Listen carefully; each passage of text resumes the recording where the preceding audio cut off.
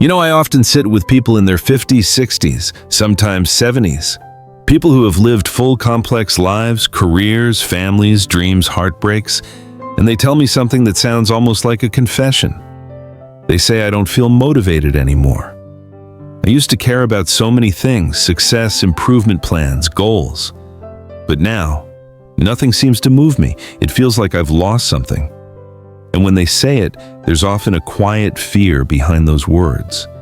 Because in our culture, losing motivation sounds like failure. It sounds like giving up. But I look at them and I say, no, my friend, what you're experiencing isn't loss, it's freedom. Let me explain. You see, for most of our lives, what we call motivation isn't pure energy. It's tension, a subtle fear dressed up as ambition. When you were younger, maybe you felt the urge to work harder, to prove yourself, to climb, to build, to achieve. But if you look closely, that drive was often whispering a secret message. You're not enough yet. You have to earn your right to exist. And so you kept moving, not always because you loved what you were doing, but because stopping felt dangerous. Stillness felt like falling behind. That's not freedom. That's fear wearing the mask of purpose. Then one day, maybe through meditation, maybe through grief, maybe through exhaustion, something inside you wakes up. You start to see the machinery of your mind, the constant running, the endless next thing. You see that all your striving was built on a single assumption that there was something wrong with you, something missing.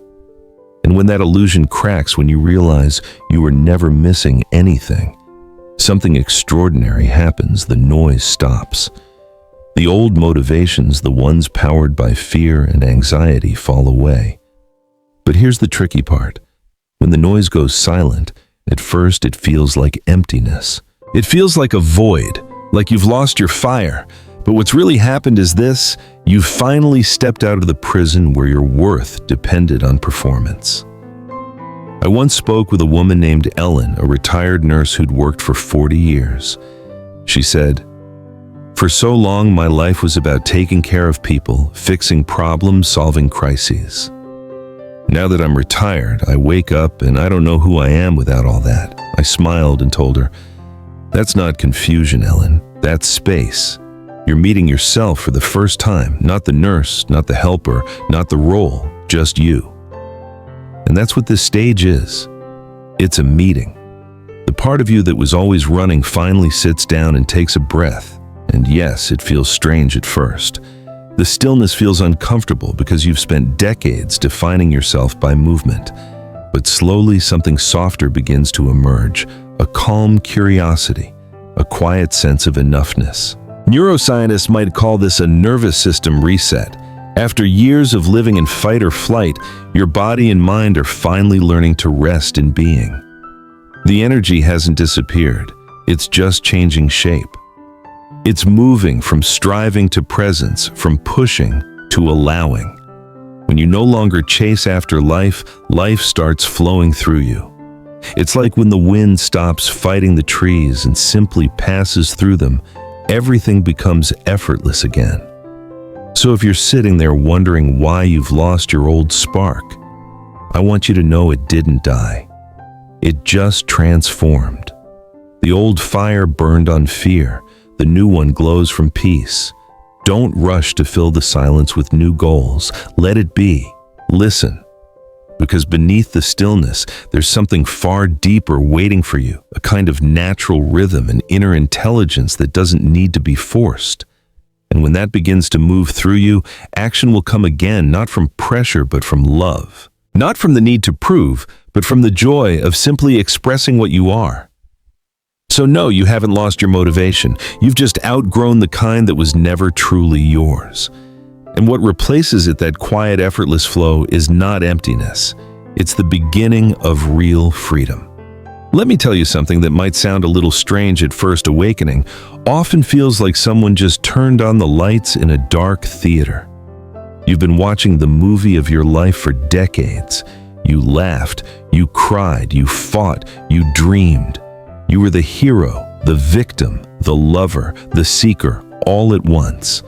It felt so real, so intense, that you forgot you were sitting in the audience. And then one quiet morning, maybe during meditation, maybe after a loss, or maybe for no clear reason at all, the lights came on. You blinked, you looked around, and suddenly you realized it was all a movie. That moment can be both liberating and unsettling. Because when you see through the illusion, you can't unsee it. You can't go back into the story the same way you used to. You can still watch, you can still feel, but something in you now knows none of it was ever as solid as it seemed. I once had a conversation with an old friend, a retired psychologist in his 60s. He told me, "Alan, I used to be so passionate about helping people fix their problems. I felt alive doing it. But after my awakening, something changed. I still care, but it's different now. I see their suffering like waves in the ocean, beautiful temporary part of the dance.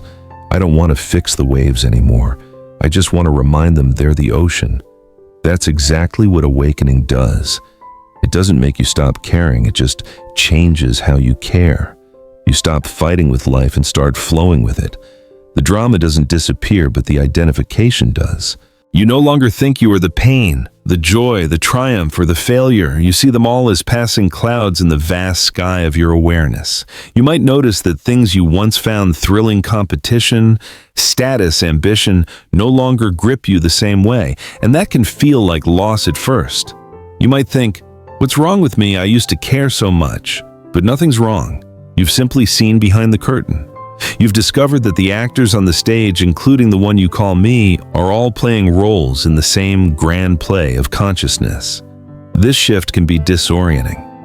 When the movie ends, there's a moment of silence before the lights come fully on. A moment where you don't quite know who you are without the story. But that silence, that's where truth begins to speak.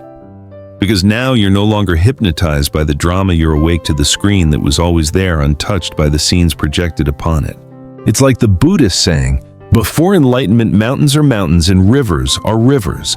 During enlightenment, mountains are no longer mountains, and rivers are no longer rivers. After enlightenment, mountains are mountains again." At first, everything seems unreal, almost dreamlike. But as your eyes adjust to the light, life begins to return softer, simpler, more transparent. You still eat, work, laugh, and love, but now there's space around everything. You're no longer trapped inside the story, you're watching it unfold with wonder. And let me tell you, there's a quiet beauty in that. You begin to savor things that used to go unnoticed, the way sunlight filters through the curtains, the sound of a kettle boiling, the laughter of children down the street. The extraordinary reveals itself in the ordinary.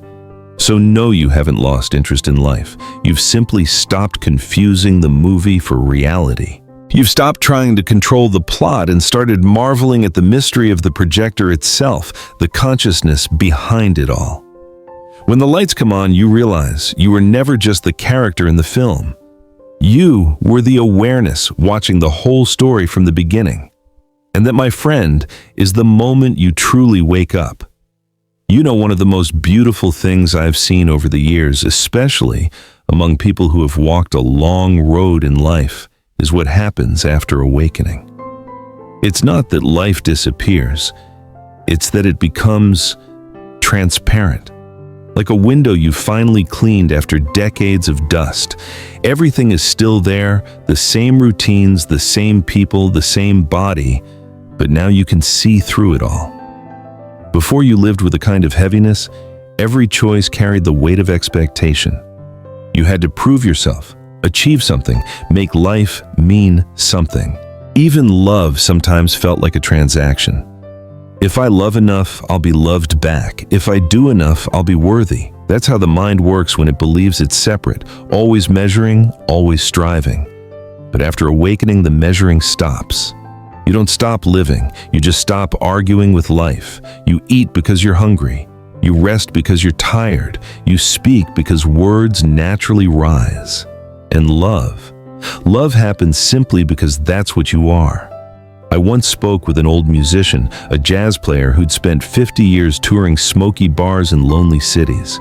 He told me, "You know, Alan, I used to play to impress people. I wanted to be the best. I wanted applause. But one night after I went through what you might call an awakening, I sat down with my saxophone and the music just played itself. I wasn't performing anymore. I was being played.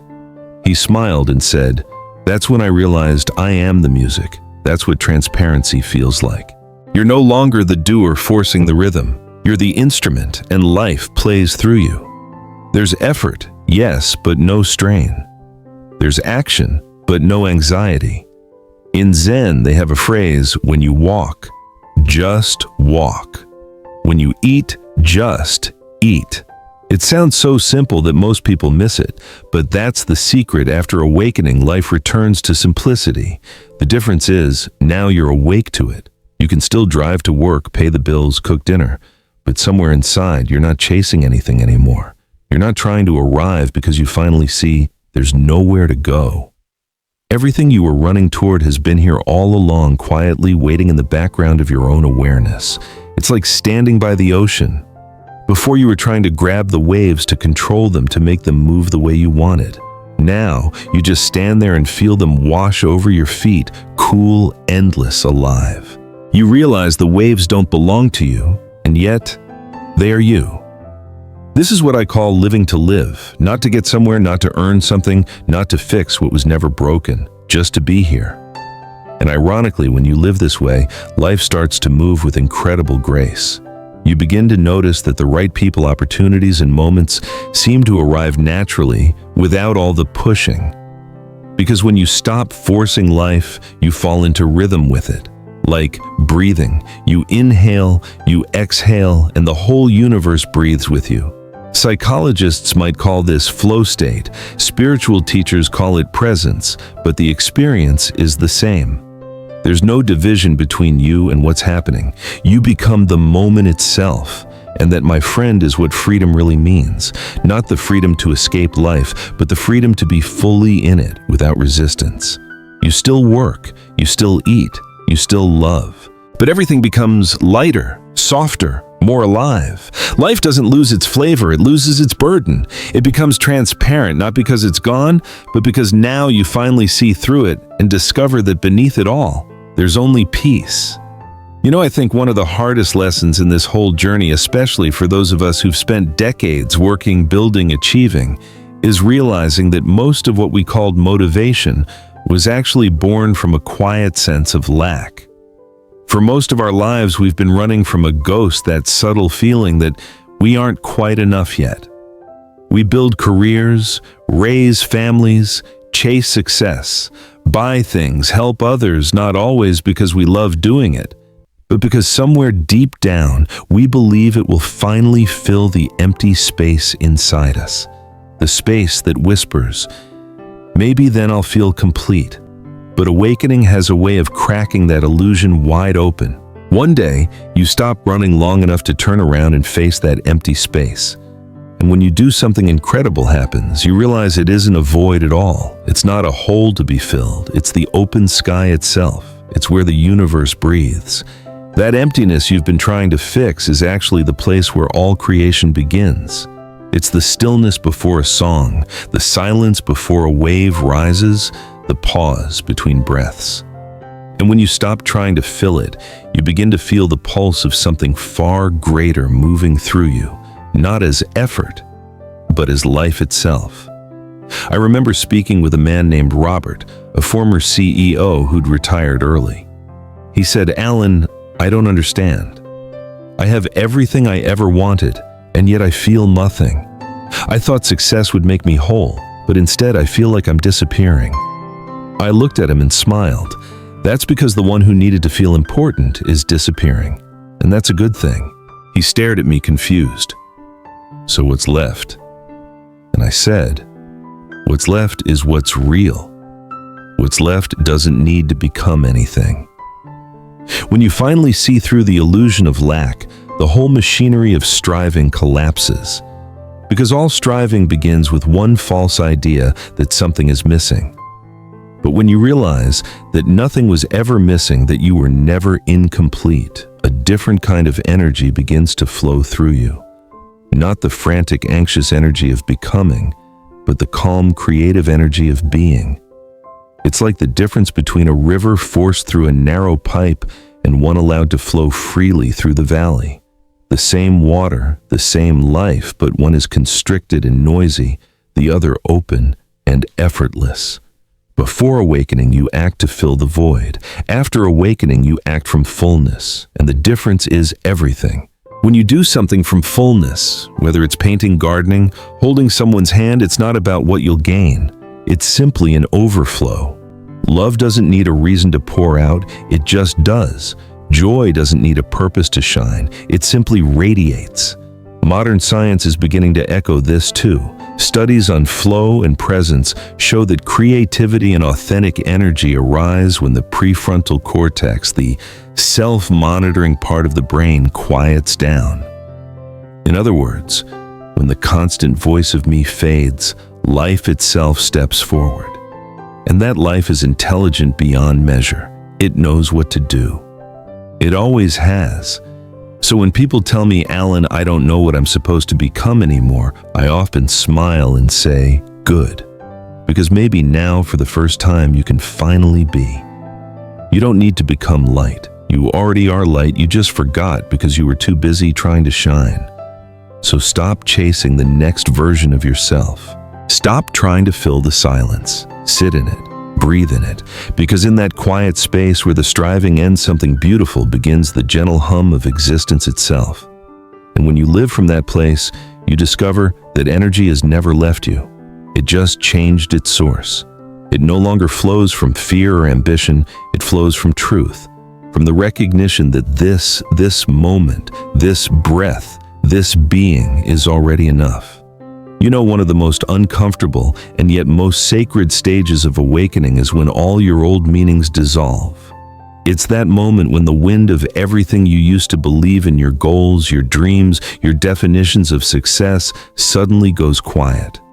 And you find yourself sitting in what feels like nothing. People tell me all the time, Alan, I feel lost. I used to know who I was. I had plans, direction, purpose. Now I don't want any of it, but I also don't know what to want instead. And I smile gently and say, good. That's the beginning of something real. Because that sense of being lost isn't a mistake. It's a doorway. It's the mind's first encounter with silence, and it panics. You see, the mind survives by building stories. It needs structure, something to hold on to. When the old structures collapse, it immediately tries to replace them. It rushes to invent new missions, new identities, even new spiritual goals. Now I'll be the awakened one. But here's the truth. If you fill that silence too quickly, you'll miss the entire gift of awakening. Because that silence isn't emptiness, it's foundation. It's the ground of being itself. It's where everything real begins. I once spoke with a woman named Caroline. She had spent her whole life as a teacher, a mother, a caretaker. When her children grew up and she retired, she fell into a deep sadness. She said, "Without my roles, I feel invisible. I don't know what I'm supposed to do now." And I told her, what if for a little while you're not supposed to do anything? What if you're being invited to be? That idea frightened her. Like most of us, she was used to measuring her worth by her usefulness. But she agreed to try something simple, to spend a few minutes every morning sitting in silence, doing nothing. No prayer, no planning, no agenda, just sitting. A month later, she came back to see me. Her eyes were softer, her voice slower. She said, "At first it felt unbearable, like sitting inside a void. But then something strange happened. I started to feel full. Not with thoughts, but with peace. The silence started to feel alive." And that's it. That's the discovery every seeker eventually makes. The silence we fear isn't the absence of life. It's life before we name it. It's the pulse of existence before thought divides it into this and that. It's like standing by the ocean in the early morning. Before the waves crash, before the seagulls cry, there's that deep hum beneath it all, that sense of presence. That's what the mystics call the ground of being. But most people never stay long enough to hear it. They get scared and fill the quiet with noise, new projects, new affirmations, new paths. They turn awakening into another self-improvement program. And that's okay, it's human. But eventually, all of that also falls away. You see, silence isn't there to be conquered, it's there to be trusted. When you sit in it without trying to fix it, something miraculous happens. You begin to sense a current moving beneath the stillness, a quiet intelligence, an order that doesn't need your management. Psychologists might call it the natural synchronization of the nervous system. Mystics call it surrender. But whatever name you give it, it's the same experience the moment when you stop pushing and life begins to breathe through you again. So if you're in that space right now, if everything old has lost meaning and nothing new feels solid yet, don't rush. Don't run from the silence. Don't try to fill it with purpose. Sit down in it. Breathe with it. Let it scare you, soften you, open you. Because one day that same silence will reveal itself not as emptiness but as wholeness. You'll realize it's been holding you all along, and in that realization, the search ends. Not because you found something new, but because for the first time you stopped running from what was always here. The still, steady presence beneath every sound, every thought, every heartbeat. The silence that is not the end of meaning, but the beginning of everything. You know, somewhere along the spiritual path, there comes a strange and quiet turning point. It's the moment when your drive, that restless, hungry, pushing energy begins to fade. And for a while, it can feel frightening. You think, what's wrong with me? I used to have so much ambition, so much fire. But what's really happening is not death, it's birth. You're not losing energy, you're losing tension. The constant pushing, the need to get somewhere, the endless self-improvement project, all of that begins to dissolve. And in its place, something far more natural begins to move through you. It's like standing by a river. For years you were paddling against the current, trying to prove your worth, to direct the flow, to make it all go faster. Then one day you drop the paddle and realize the river doesn't need you to steer it. It already knows where it's going. That's what it feels like when motivation collapses. The false effort stops and life itself starts to move. I remember a man named David, a former engineer who came to one of my retreats. He said, "Alan, ever since my awakening, I can't make myself do anything. I used to be so disciplined, now I just feel empty." I asked him, "Empty or peaceful?" He paused, then smiled a little. "Peaceful. But I'm not sure I trust it yet." I told him, "That's okay. Nobody trusts peace at first. We've spent our whole lives thinking anxiety is what keeps us alive. See, when you stop living from fear, the mind doesn't know what to do with itself. It keeps whispering, shouldn't I be doing something, working harder, becoming someone? But when you stop answering that voice, a new rhythm emerges, one that doesn't come from you but through you. The Taoists called it wu-wei, effortless action. It's not laziness, it's alignment. It's when the action arises naturally from the situation, without strain, without second guessing, without that tight knot in the chest that says I must. Modern neuroscience even hints at this. When people enter a state of deep flow, the brain's prefrontal cortex, the part that worries, plans, and controls, quiets down. What's left is pure presence. The artist paints the dancer, moves the gardener, tends the soil, and it all happens without resistance. It's not about trying. It's about allowing. And that's what this loss of motivation is really pointing you toward, allowing life to live itself through you. You're not meant to be the flawed driver. You're the current. You're not the one creating the song. You're the instrument the universe plays. So when you feel like your fire is gone, take a moment to listen carefully. Beneath that stillness, there's another kind of movement, slow, steady, grounded. It's the rhythm of your real life, finally free from the whip of expectation. You haven't stopped living. You've simply stopped pretending that you're in charge. And when that happens, everything, every breath, every choice, every step begins to flow with an ease that no amount of motivation could ever create. You see, you don't have to try to be real. The realness was never missing. It was just waiting for you to stop chasing it. You know, people often ask me, Alan, if I stop chasing goals, If I let go of motivation, won't I become lazy? I always smile when I hear that because it's the kind of question only a tired mind would ask. A mind that's been running for so long, it's forgotten what stillness feels like. The truth is, awakening doesn't make you lazy, it makes you honest. You stop wasting energy doing things that aren't aligned with who you really are. You stop chasing after approval or success or the next big thing, not because you're indifferent, but because you're finally in tune with life's natural rhythm. Before awakening, every action came with a kind of pressure. You worked hard because you had to, because something terrible might happen if you didn't. You moved out of fear of falling behind, of disappointing someone, of being forgotten. But after awakening, action arises from a different place, not from fear, but from silence. It's not a silence of withdrawal, but of clarity. You begin to feel what's true for you, what flows naturally from your being without forcing. I once met a woman in her 70s, a lifelong business owner who had recently retired.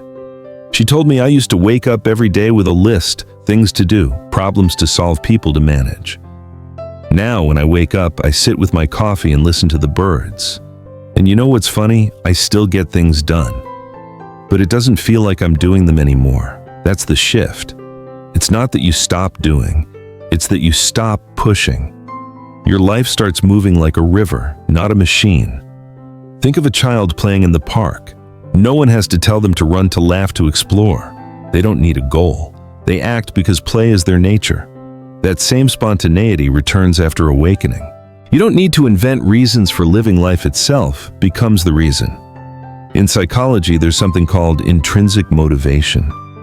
It means doing something for its own sake, not for reward or fear of punishment.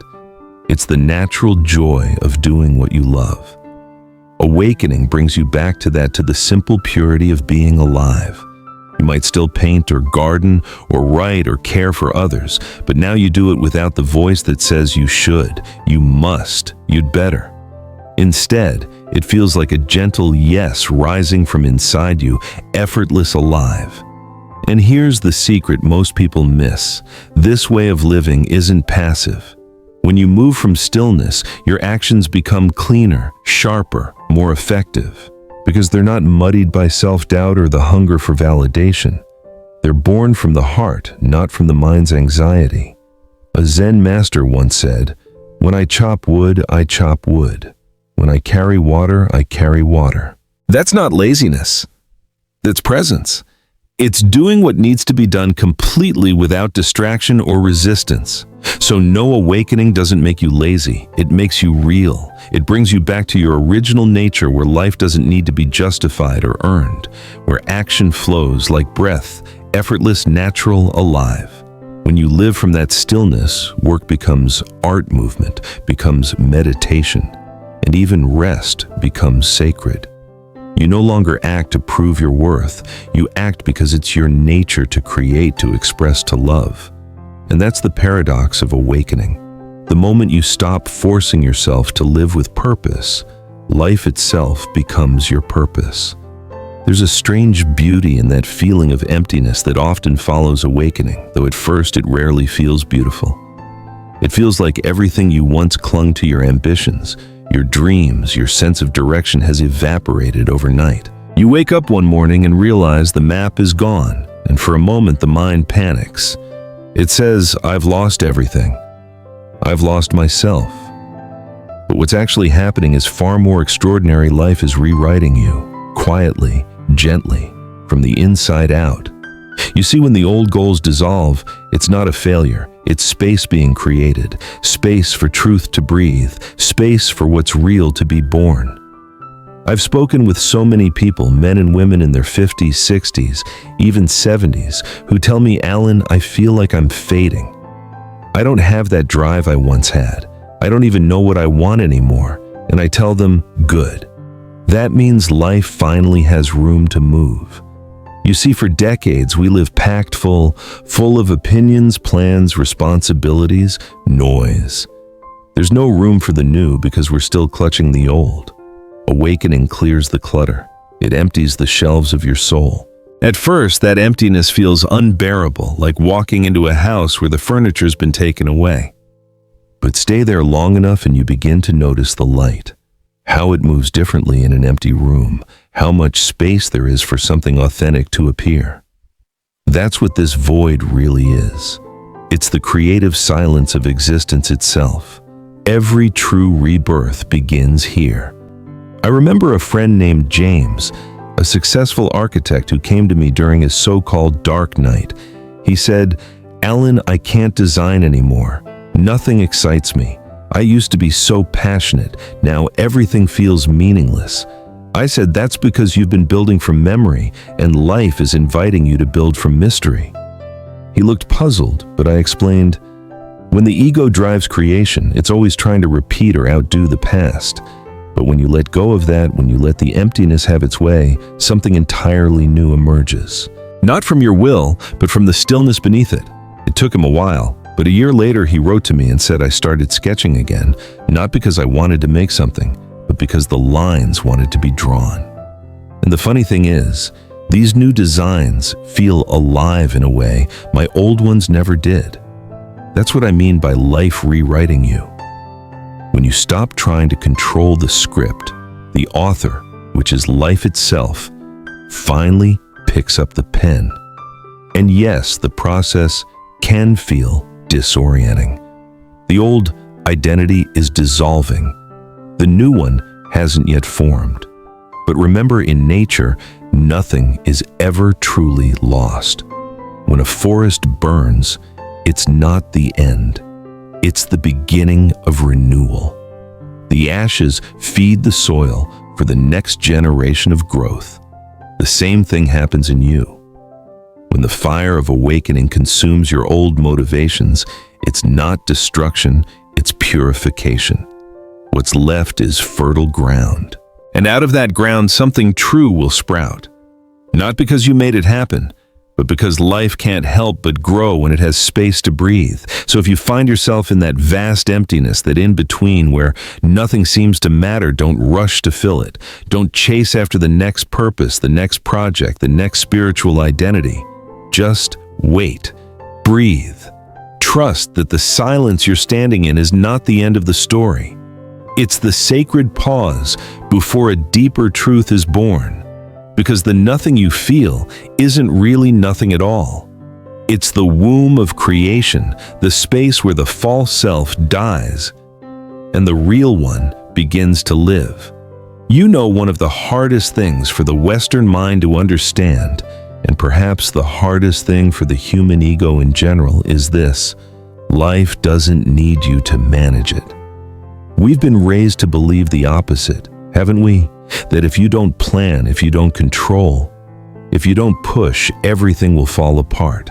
It's woven into our culture. Make it happen. Take charge. Be in control.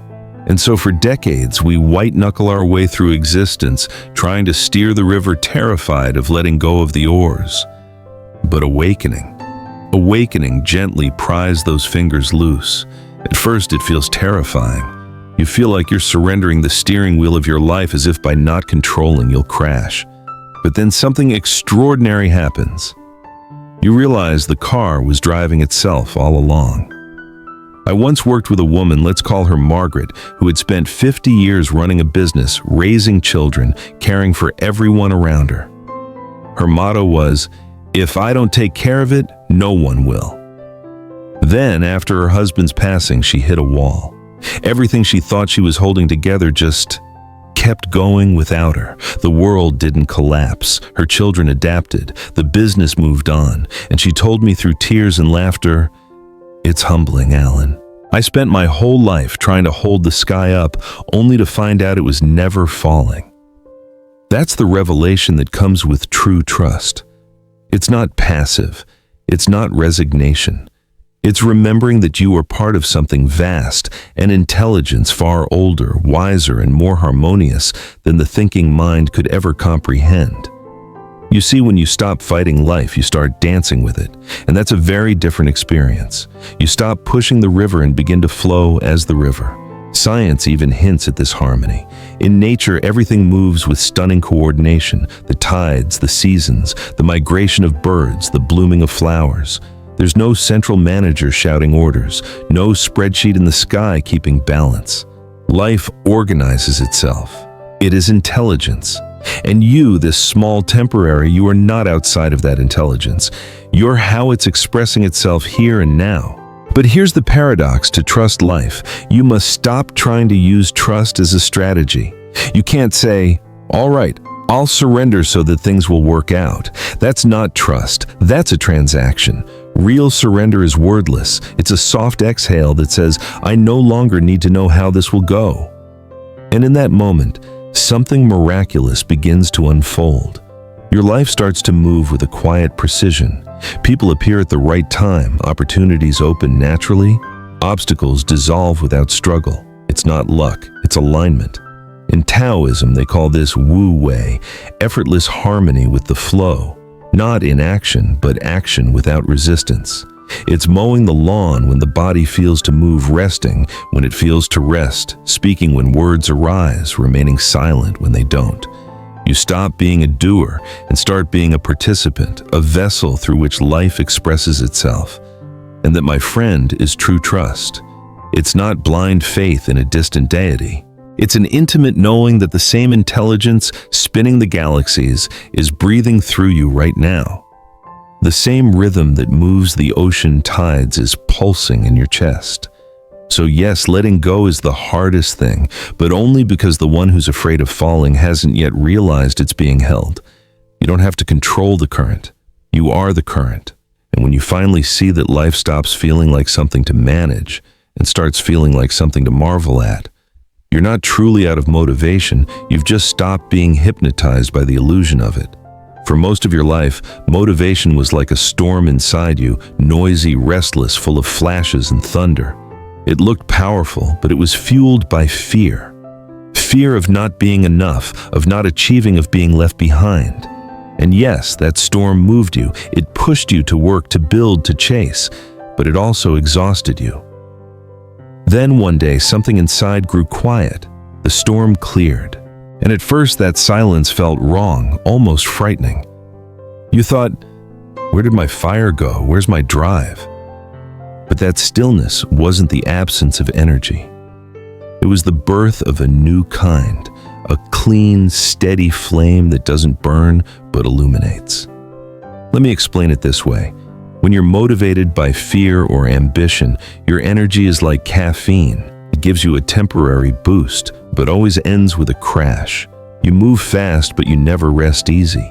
You create, but you never truly enjoy what you create.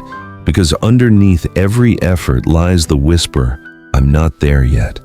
But when that illusion falls away, when you realize there's nowhere to get to nothing, to prove something shifts, a deeper current begins to move beneath the surface.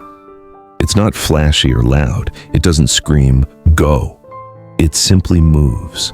That's the power of presence. I once met an artist in his 60s who told me I used to paint to make a name for myself. Now I paint because the colors want to dance. That's what this energy feels like. It's not coming from you. It's moving through you. It's not driven by wanting to become someone. It's an expression of already being.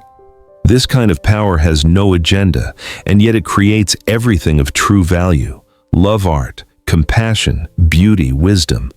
Because it's not fueled by lack, but by fullness. Think about it. A flower doesn't bloom because it's motivated. It blooms because that's what life does when it's aligned with itself. The same force that turns seeds into forests, that lifts oceans into clouds, is the same force now flowing in you once you stop trying to control it. Psychologists sometimes call this the flow state. In that space, time dissolves. You're not doing the thing, you are the thing. The writer becomes the words, the musician becomes the song, the gardener becomes the garden. That's not motivation. That's participation in life's unfolding. You see, the old kind of motivation comes from separation, me versus the world. The new energy presence comes from unity, I am the world. It's not the fire of ambition, it's the quiet radiance of being awake. And here's the beautiful part. Once you live from this presence, creation happens effortlessly. You begin to notice that things fall into place, not because you planned them perfectly, but because you stopped resisting what wanted to happen. You don't force love, you become love. You don't chase meaning, you live meaning. You don't search for energy, you are energy. So when you say, I have no motivation left, look deeper. The old energy is gone. Yes, the anxious striving, the endless self-improvement, the chasing after approval, all of that has burned out. But in its ashes lies something far more powerful: stillness, awareness, aliveness itself. It doesn't shout or demand your attention, it simply is. And from that being, everything real begins. Because the greatest things in life are not born from motivation, they're born from peace.